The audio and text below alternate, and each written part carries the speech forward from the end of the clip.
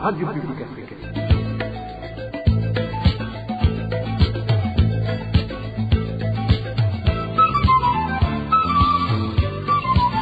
Radio Publique Africaine.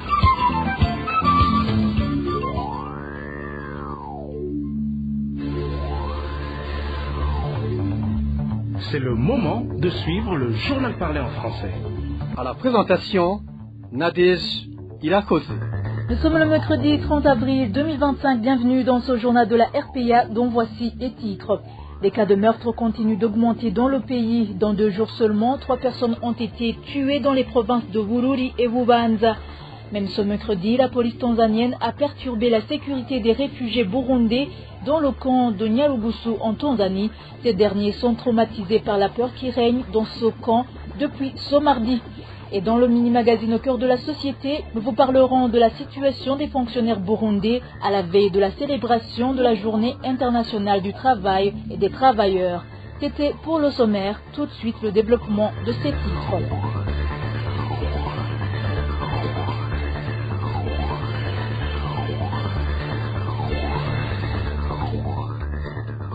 Bonsoir, débutons ce journal par la page sécurité. Un cadavre d'un homme connu sous le prénom de Vénuste a été découvert ce mercredi matin au niveau de la colline et zone Muhweza. Nous sommes en commune Rutovu de la province de Bururi. Des informations en provenance de cette localité indiquent que la victime était un retraité de l'ancienne armée burundaise, ex-FAB, et que son corps a été aperçu en premier lieu dans un caniveau par des élèves qui se rendaient à l'école. La tête de la victime se trouvait tout près d'une grosse pierre et des sources affirment que cela faisait croire qu'il avait été tué avec cette pierre. Actuellement, des habitants de cette localité indiquent que les craintes pour leur sécurité s'accentuent de plus en plus du fait qu'il y a 3 semaines, une autre personne a été tuée de manière atroce par des individus non identifiés et ces derniers lui ont même coupé ses parties intimes. Ils demandent donc aux autorités administratives et sécuritaires de sécuriser cette localité. La rédaction de la RPA n'a pas pu réussir à joindre les autorités sollicitées pour recueillir leurs réactions.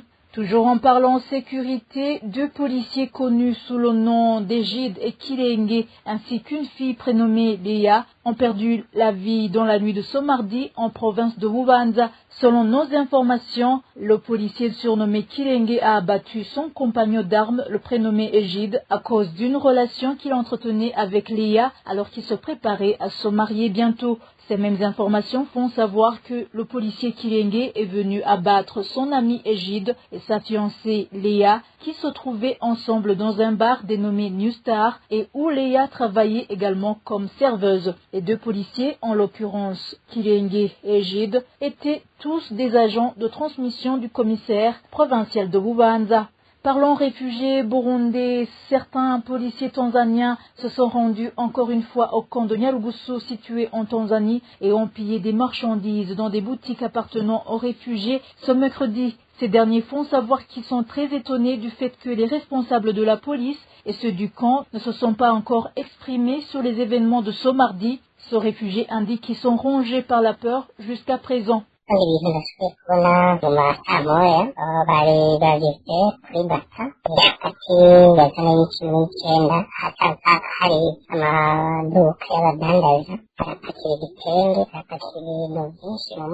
que j'ai vu ce matin, vers 7 heures, les policiers sont allés au Bata entre les zones 9 et 10, un endroit où se trouvent les boutiques des commerçants. Ils ont chargé des pagnes et plusieurs d'autres marchandises dans un véhicule. Les gens les ont laissés et n'ont pas réagi. Mais tu vois que c'est une provocation pour que les réfugiés se révoltent. Mais ils sont restés calmes. Sauf que ces policiers courent après les gens. La peur persiste au camp.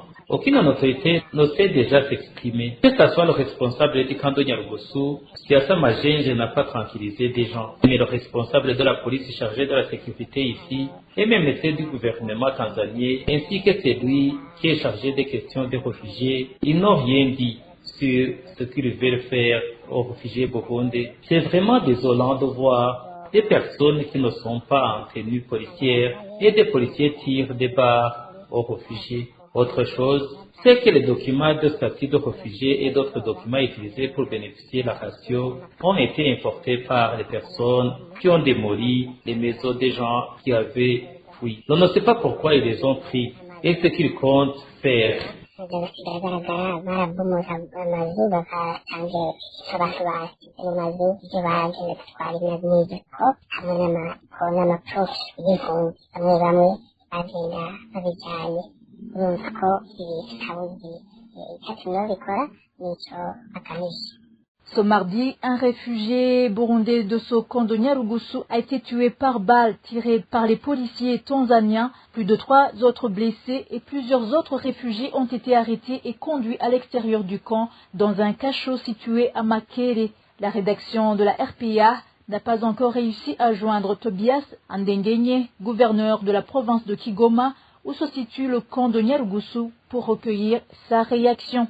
Toujours à propos des réfugiés burundais, CDH Vicar, une organisation engagée dans la défense des droits humains et des réfugiés vivant dans les camps, lance un appel aux autorités congolaises ainsi qu'au commissariat des Nations Unies pour les réfugiés HCR afin de trouver une solution pour les réfugiés burundais vivant dans les camps de Murongwe et Lusenda à l'est de la République démocratique du Congo qui sont frappés par la famine. L'organisation estime qu'il serait nécessaire de les relocaliser dans un autre endroit afin qu'ils puissent continuer à bénéficier de l'aide humanitaire. Suivez Jean Bosco Viedzigiro, vice-président de l'organisation CDH Vicar. CDH Vicar appelle au Congo et aux organisations de l'OHCR qui opèrent dans ces cas de réfugiés de lancer leur voix pour venir au secours à ces réfugiés. Nous demandons aux organisations internationales qui s'occupent des réfugiés de chercher des solutions durables, de projeter à long terme pour ces réfugiés, soit les déplacer vers une autre région de la RDC qui n'est pas dans une insécurité totale, soit les déplacer vers un autre pays.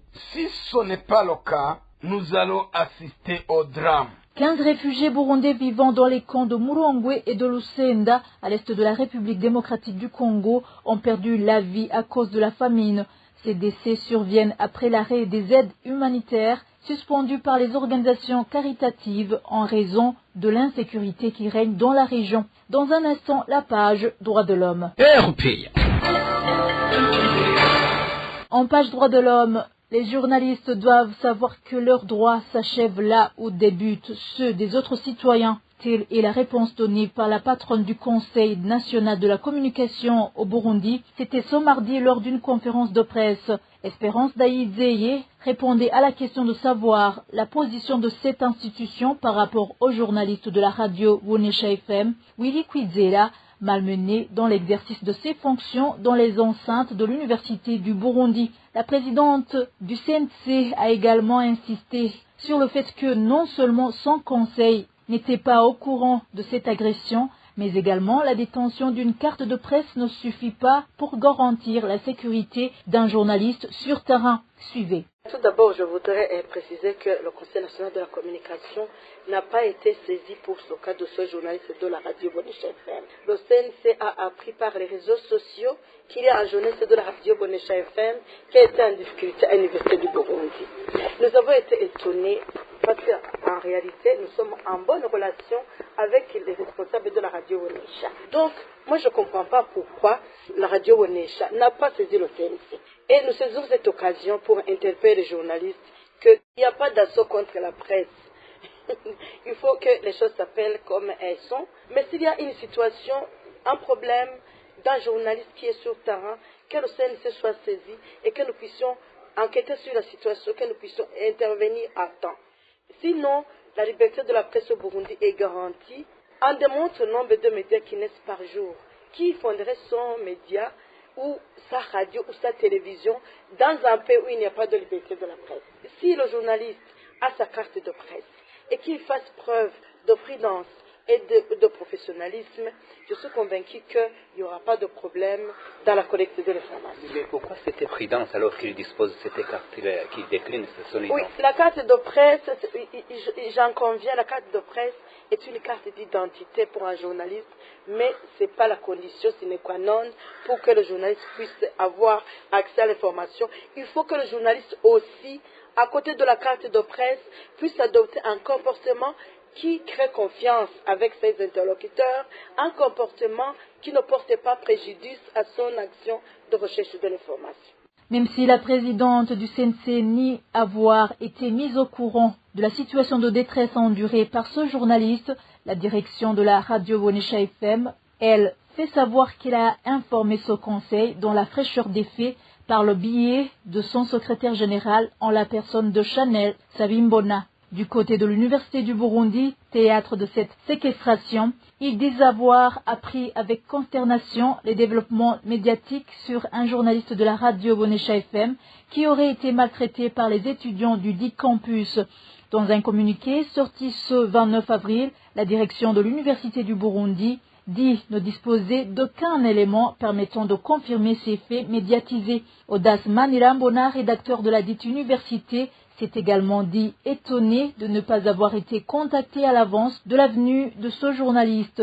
Mais ce qui est sûr, c'est que le chef de poste de police de la place dit avoir débuté les enquêtes afin d'établir les responsabilités des uns et des autres, du moins selon l'interview que Raymond Zimana, directeur de la radio Bonesha FM, a accordée hier à la BBC. D'où plus d'un se demande comment le recteur dit ne pas être au courant d'un crime sous enquête dans un établissement sous sa responsabilité. Dans l'entretemps, Simon Bazilutkwabo, représentant des étudiants de l'Université du Burundi, n'a jusqu'à présent pas été interrogé alors que ce crime a eu lieu dans son bureau, lequel est le seul à disposer des clés de ce bureau. Et à ce propos, l'association Aluchoto, luttant pour les droits de l'homme, dénonce l'agression commise à l'égard du journaliste Willy Kwizera de la radio Bonesha FM, battu et menacé de mort par certains représentants des étudiants de l'Université du Burundi ce 28 avril 2025, au moment où il était venu pour exercer son métier de journaliste. Vianney Ndaïsaba, coordinateur de l'organisation Aluchoto, estime que le comportement de ces étudiants accentue des doutes sur l'avenir du pays qui repose sur des jeunes, y compris ces mêmes étudiants, et demande que les agresseurs soient arrêtés et punis conformément à la loi. Suivez Vianney Ndaïsaba, coordinateur de l'organisation Aluchoto.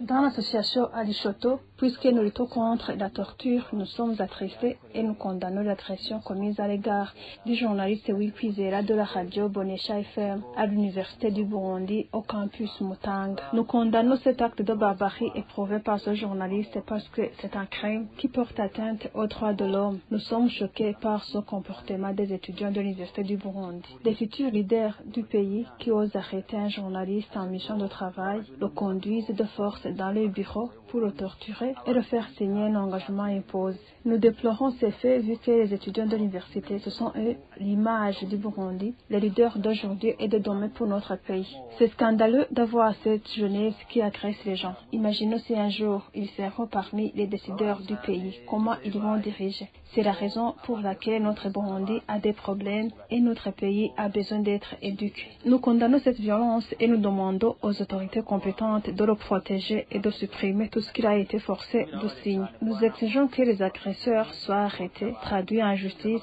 et punis conformément à la loi du fait qu'ils ont nui la réputation du pays quant au respect des droits de l'homme. Étant donné que nous sommes à l'avant-veille de la journée mondiale de la liberté de la presse et aussi dans une période préélectorale, ça ternit l'image du pays quand la liberté de la presse et les droits de l'homme ne sont pas respectés. Que ces actes de violence faits aux journalistes cessent.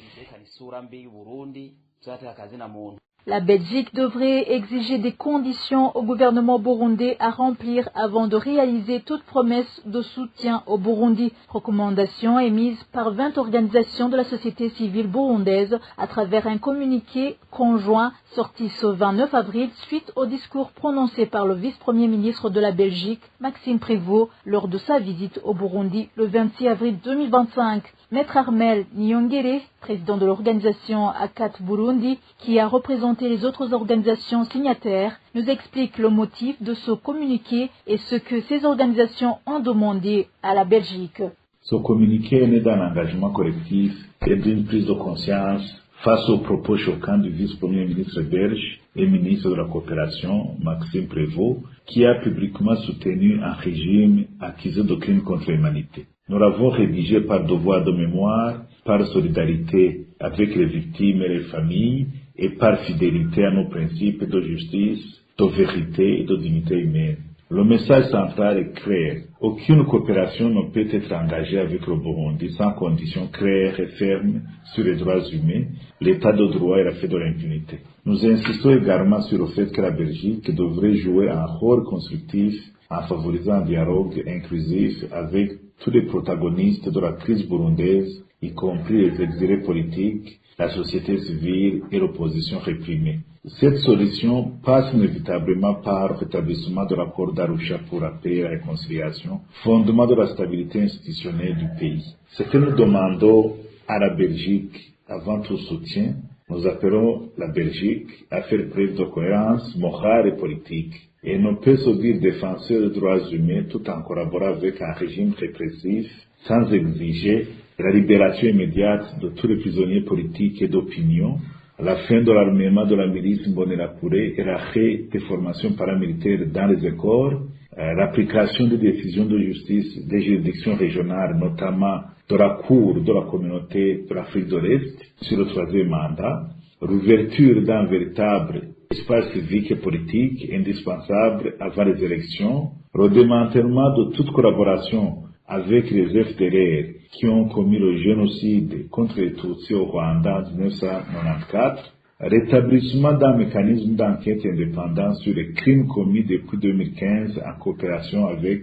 la Cour pénale internationale et surtout la relance d'un processus de paix basé sur l'accord d'Arusha avec un dialogue inclusif encadré par des partenaires crédibles. C'était Maître Armel Nyongere, président de l'organisation ACAT Burundi. Et en page gouvernance, des citoyens de différentes localités du pays déplorent le comportement des dignitaires du pays qui se donnent des avantages liés au non-paiement des taxes et impôts. Sur base de la chute dont fait face l'économie du pays, ces citoyens indiquent qu'ils sont frustrés de voir des dirigeants du pays qui, en principe, devraient prendre le devant pour relever l'économie, optent à se donner plutôt des avantages. Ils demandent donc que ces avantages soient supprimés car, estiment-ils, cela permettrait également à développer le pays. Tout simplement, c'est une honte. Dans un pays pauvre comme celui-ci, c'est une honte. Ils auraient pu tout simplement supprimer cette loi. À côté de cela, le gouvernement gagne beaucoup d'argent provenant des taxes sur les biens importés qui peuvent être utilisés dans les travaux de développement. Les toitures des écoles sont détruites et une école peut être fermée faute de moyens de reconstruction. Les routes s'effondrent et ne sont vite réhabilitées, toujours par faute de moyens. L'autre chose à savoir, c'est que ce sont ces dirigeants qui sont cités dans des cas de fraude car ils importent des biens qui ne leur appartiennent pas et ils expliquent qu'ils leur appartiennent. Ces biens sont importés sous leur nom alors qu'ils ne leur appartiennent pas. Donc vous comprenez qu'ils sont devenus eux-mêmes des commissionnaires.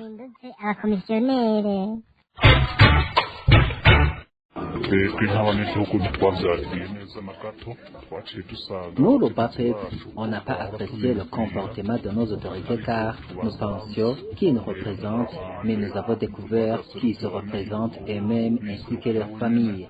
Les Thaïlandais ne sont pas leur priorité. Ils pensent à nous pendant les élections seulement. Nous leur demandons de changer cette habitude et de se comporter comme de simples citoyens qui s'acquittent des impôts. C'est comme cela qu'ils deviendront des modèles pour nous.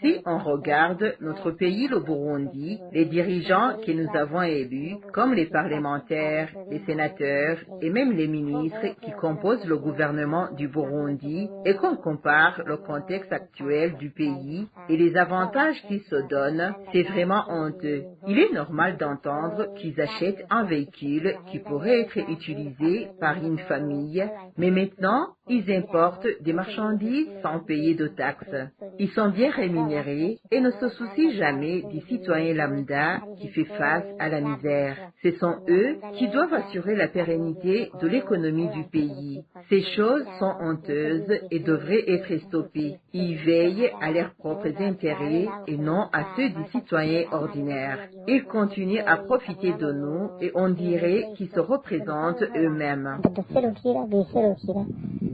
Un montant d'environ 20 milliards de francs burundais est la somme d'argent correspondant aux capitaux et intérêts réunis réclamés par tous les membres de la coopérative Copédaec.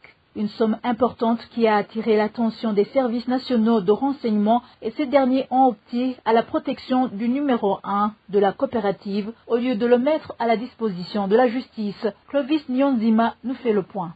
Dans une réunion des membres de la coopérative Copédaec avec le président Egide Ndayishimiye ainsi qu'avec le directeur général de l'ANACOP, Evrard Ndayikieje, il leur a été annoncé que le montant total de leurs fonds s'élevait à 20 milliards de francs burundais. Suite à cette révélation, les membres ont exigé que M. Ndayishimiye leur présente les autres personnes impliquées dans la gestion de la coopérative. Mais cette enquête est restée sans réponse. Les membres ont été profondément surpris que la Banque centrale ait autorisé la création d'une microfinance issue de Copédaec, alors même que cette coopérative semble être dirigée par une seule personne, en contradiction flagrante avec les dispositions légales en vigueur. Cette situation a renforcé les soupçons selon lesquels la coopérative serait manipulée en coulisses par des individus influents préférant rester dans l'ombre. L'arrestation de M. Egide Ndayishimiye soulève de nombreuses interrogations parmi les membres qui redoutent qu'en cas de disparition ou d'exfiltration de ce dernier, il n'ait plus aucun recours pour récupérer leurs fonds. Lors d'une réunion tenue le mardi de la semaine dernière sur convocation du gouverneur de Bujumbura, ces membres de Copédaec ont été surpris d'apprendre que le montant total des fonds s'élevait en réalité à 49 milliards de francs burundais. Cette découverte laisse penser que des individus extérieurs auraient été intégrés à la coopérative dans le but d'écarter les véritables membres. Par ailleurs, les membres s'étonnent que l'enquête en cours refuse de transmettre le dossier à la justice alors que le principal accusé est détenu depuis plus de 3 mois dans le bureau des services de renseignement sans avoir été présenté devant le juge. Face à cette situation préoccupante, les membres de Copédaec lancent un appel pressant au chef de l'État afin qu'il intervienne en leur faveur. Il estime que le directeur de l'ANACOP, M. Evrard Ndayikieje, ne montre aucune volonté de leur rendre justice. Nous y reviendrons. À la veille de la célébration de la Journée mondiale du travail et des travailleurs, l'organisation de la société civile active dans le domaine de la bonne gouvernance et la lutte contre la corruption PARSEM encourage le gouvernement du Burundi à procéder au recrutement basé sur les connaissances et l'efficacité du travailleur. Faustin Ndikumana trouve que, dans le cas contraire, des défis se remarquent énormément lorsque le personnel est composé par des travailleurs qui ont été affectés suite à des critères non objectifs. Suivez Faustin Ndikumana, président de la PARSEM. D'abord, PARSEM rappelle que une administration efficace et efficiente constitue le pilier de décollage économique pour un pays. On ne pourrait pas parler de vision 2040, 2060 sans une administration publique efficace et efficiente. Les principaux mots qui gangrènent l'administration publique sont les suivants. Il y a d'abord le recrutement, la nomination, l'affectation, la promotion, que ce soit au niveau des fonctionnaires ou des cadres nommés par décret. Cela maintes fois se fait à partir des critères non objectifs. La politisation de l'administration qui joue le jeu de la partialité étatique. Ça veut dire que la loi qui différencie les postes politiques et les postes techniques n'est pas respectée. Et cela hypothèque grandement l'efficacité de l'administration publique. Troisièmement, c'est le pléthore, surtout dans l'administration centrale, qui limite l'amélioration des conditions de travail ou de traitement des fonctionnaires. Le dilemme est là parce qu'aujourd'hui, on voit que au sein du budget de l'État, la masse salariale a un pourcentage d'environ 40% dans la structure du budget de l'État. C'est énorme, alors qu'il y a des lamentations comme quoi les salaires des fonctionnaires ne sont pas suffisants. Quatrièmement, c'est la corruption, le phénomène des fonctionnaires fictifs qui continue à être une réalité dans l'administration publique. Alors, PARSEM lance un appel au gouvernement à organiser encore une fois les états généraux de la fonction publique pour évaluer les pistes de solutions pour redresser ce secteur. C'était Faustin Dikoumana, président de la PARSEM. Clôturons ce journal avec le mini-magazine au cœur de la société. L'édition d'aujourd'hui revient sur la situation des fonctionnaires burundais à la veille de la célébration de la Journée internationale du travail et des travailleurs. Au cœur de la société, une émission présentée par Jean-Marie Ndabashinze. Au cœur de la société. Au cœur de la société est une émission préparée en synergie par les radios Inzamba Agatekakawe, Radio RPA Idouya Wanyagihugu, ainsi que la radio-télévision Renaissance. Ce jeudi 1er mai, les Burundais, aux côtés de la communauté internationale, célébreront la Journée internationale du travail et des travailleurs. Les fonctionnaires encore en activité au Burundi déclarent traverser une période difficile en raison du coût de la vie devenu insoutenable. Quant aux retraités de la fonction publique, ils affirment vivre dans la galère car la promesse faite par le chef de l'État, notamment celle d'une pension équivalente à leur ancien salaire, n'a toujours pas été concrétisée. D'où viennent ces problèmes auxquels sont confrontés ces fonctionnaires et retraités de l'État? Quelle pourrait être une solution durable? Ce sont les questions que nous allons aborder dans ce magazine au cœur de la société de ce mercredi 30 avril 2025, présenté par Jean-Marie Ndabashinze. Bienvenue.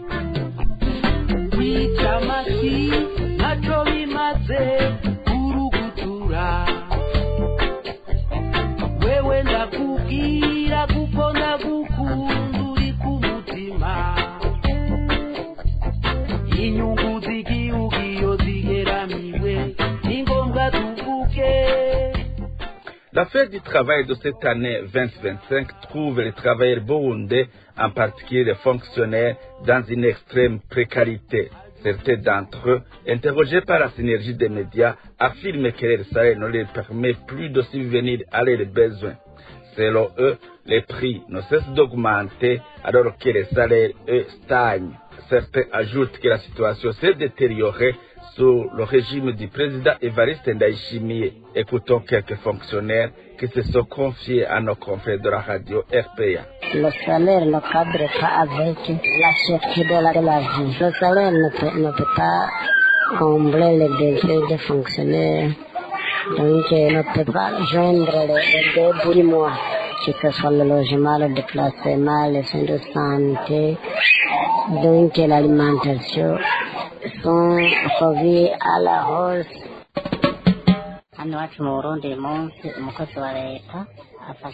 Ici au Burundi, le fonctionnaire de l'État vit dans de mauvaises conditions. Il se passe de plusieurs de ses besoins fondamentaux.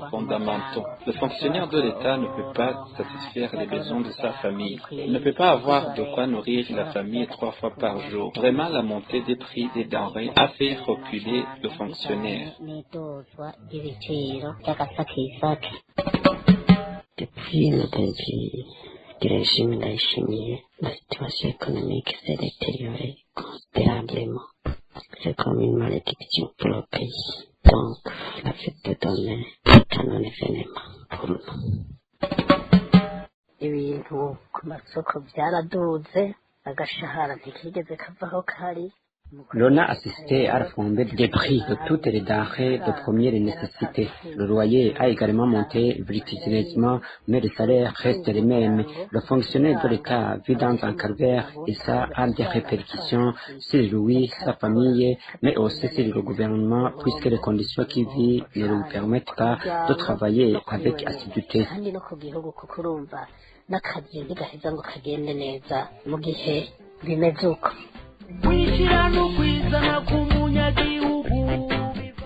Les fonctionnaires traversent une période difficile et la situation est encore plus critique pour les retraités de la fonction publique. Cela est confirmé par Gilbert Nyawakira, président de la Confédération des syndicats du Burundi, CSB, qui rappelle la promesse faite en 2020 par le président Ndayishimiye aux retraités de bénéficier des soins médicaux gratuits et d'une pension équivalente à leur ancien salaire. Une promesse qui tarde toujours à se concrétiser. Les retraités, je pense que c'est le pire des cas. Car alors, pendant qu'ils étaient des fonctionnaires, ils touchaient 600 000, 500 000 ou 700 000, et que maintenant ils en sont à 120 000, à 130, à 140, ou tout simplement les pensions de retraite maintenant vont de 30 000 à 200 000. Vous comprenez que cela, on ne devrait même pas faire un commentaire sur eux, on n'a pas où commencer ou terminer. Seulement voilà, nous gardons la confiance, nous sommes un peu patients au regard de la déclaration de son Excellence le chef de l'État, si c'est que la rémunération ou la pension de retraite qui doit revenir aux retraités à travers la loi du 14 mars 2020 qui met en application la déclaration du chef de l'État. Et en son article 6, on parle du salaire net, et en son article 7, on parle de ce que doit être le salaire net. Ce qui répond effectivement au salaire net qu'ils avaient le dernier mois avant d'aller à la retraite. Nous avons encore une confiance, même si effectivement ça traînait. Vous me demanderiez pourquoi, s'il y a la loi et la déclaration du chef de l'État, pourquoi il n'y a pas de mise en application. Il n'y a pas de mise en application, évidemment c'est déplorable, c'est même malheureux par rapport aux fonctionnaires, aux travailleurs retraités, mais nous gardons l'espoir que son Excellence le chef de l'État, nous apprenons de loin qu'il n'a pas désarmé à mettre en œuvre sa déclaration. Et d'ailleurs, ça ne devrait pas être autrement, parce que la parole du chef de l'État ou sa déclaration, c'est déjà une loi, c'est déjà un décret. C'est pourquoi, à travers cette occasion, je demanderai encore au chef de l'État de ne pas trop attendre pour répondre à sa promesse. Les experts en économie estiment qu'il est urgent d'organiser des états généraux pour repenser en profondeur le secteur du travail et de l'emploi au Burundi.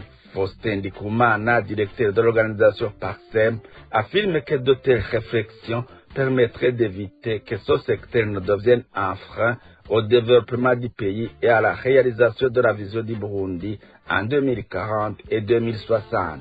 Les principaux mots qui gangrènent l'administration publique sont les suivants. Il y a d'abord le recrutement, la nomination, l'affectation, la promotion, que ce soit au niveau des fonctionnaires ou des cadres nommés par décret. Cela même face au fait à partir des critères non objectifs. La politisation de l'administration qui joue le jeu de la partialité étatique. Ça veut dire que la loi qui différencie les postes politiques et les postes techniques n'est pas respectée.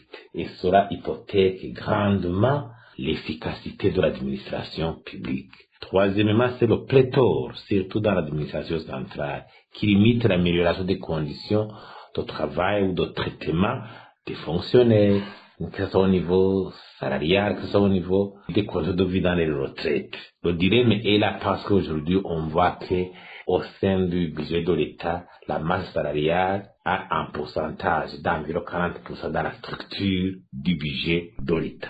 C'est énorme alors qu'il y a des lamentations comme quoi les salaires des fonctionnaires ne sont pas suffisants. Quatrièmement, c'est la corruption, le phénomène des fonctionnaires fictifs qui continue à être une réalité dans l'administration publique. Le message qui évite les fonctionnaires de l'État au débiadisme aussi risque d'être mal interprété et plusieurs fonctionnaires pourront l'interpréter comme quoi ils sont appelés à utiliser la position qu'ils occupent au sein de l'administration publique pour assouvir leurs intérêts personnels, c'est-à-dire exploiter la position qu'ils occupent dans le pouvoir. On ne pourrait pas parler de vision 2040, 2060 sans une administration publique efficace et efficiente. Il faut tout faire pour qu'on arrive à cette étape.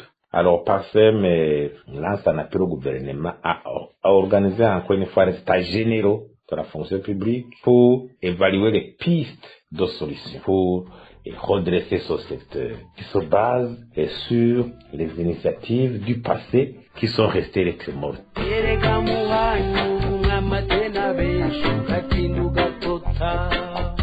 Faustin Ndikumana s'est exprimé au micro de nos confrères de la radio-télévision Renaissance.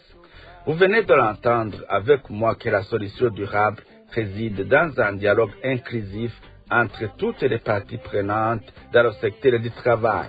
C'est sur ces mots que se termine ce magazine au cœur de la société, présenté par Jean-Marie Ndabashinze. Rendez-vous mercredi prochain pour un autre numéro. Au revoir. C'était l'émission Au cœur de la société. Merci à toi Jean-Marie Ndabashinze. Et voilà, chers auditeurs, c'est la fin du journal de ce mercredi 30 avril 2025. Merci pour votre attention. Merci également à tous mes collègues. Bonne soirée à tous.